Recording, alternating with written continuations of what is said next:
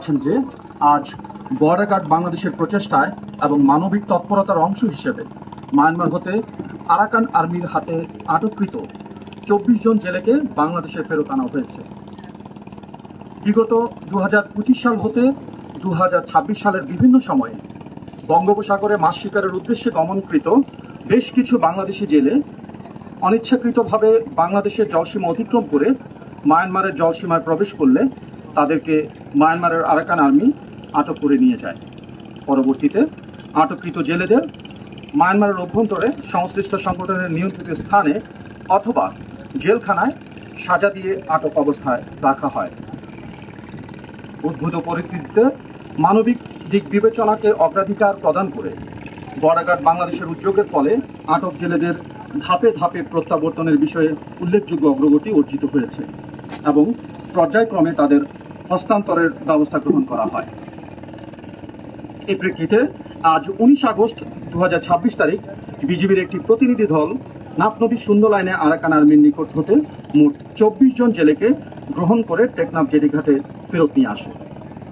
ইতোমধ্যে স্থানীয় উপজেলা প্রতিনিধি ও আইন প্রয়োগকারী সংস্থার মাধ্যমে তাদের পরিচয় নিশ্চিত করার কার্যক্রম চলমান রয়েছে।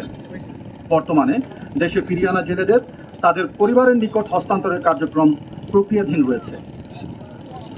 এই সফল উদ্যোগের ফলে আটক জেলেদের পরিবার পরিজনের মাঝে স্বস্তি ও আশ্বাসের পরিবেশ সৃষ্টি হয়েছে। মানবিক দৃষ্টিকোণ থেকে আটক জেলেদের প্রত্যাবর্তন একটি ইতিবাচক অগ্রগতি হিসেবে বিবেচিত হচ্ছে। অবশিষ্ট আটক জেলেদের নিরাপদ প্রত্যাবর্তনের লক্ষ্যে বিজিবির প্রচেষ্টা অব্যাহত রয়েছে।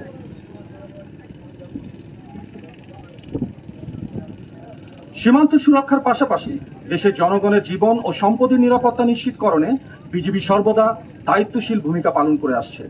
মানবিক সংকট মোকাবেলায় বিজিবির পেশাদারিত্ব, আন্তরিকতা ও কার্যকর সমন্বয়ের মাধ্যমে আটক জেলেদের দেশে ফিরিয়ে আনা সম্ভব হয়েছে। ভবিষ্যতে বিজিবির পক্ষ হতে এই ধরনের মানবিক কার্যক্রম অব্যাহত থাকবে। আমাদের সম্মানিত মহাপরিচালকের ভিশন বিজিবি হবে সীমান্তের নিরাপত্তা ও আস্থার প্রতীক। এই প্রত্যয় বুকে ধারণ করে আমরা আন্তরিকতার সাথে দেশের সার্বভৌমত্ব রক্ষার্থে নিরলসভাবে কাজ করে যাচ্ছি। ইনশাআল্লাহ আমাদের প্রিয় মাতৃভূমির প্রতিটি জনগণের আস্থা ও বিশ্বাসকে সর্বোচ্চ গুরুত্ব দিয়ে আমরা সংবিধান ও আইনের আলোকে আমাদের উপর অর্পিত সকল দায়িত্ব নিষ্ঠার সাথে পালন করে যাব। আপনাদের সবাইকে ধন্যবাদ। সবাই ভালো থাকবেন, সুস্থ থাকবেন। আল্লাহ হাফেজ। আসসালামু আলাইকুম।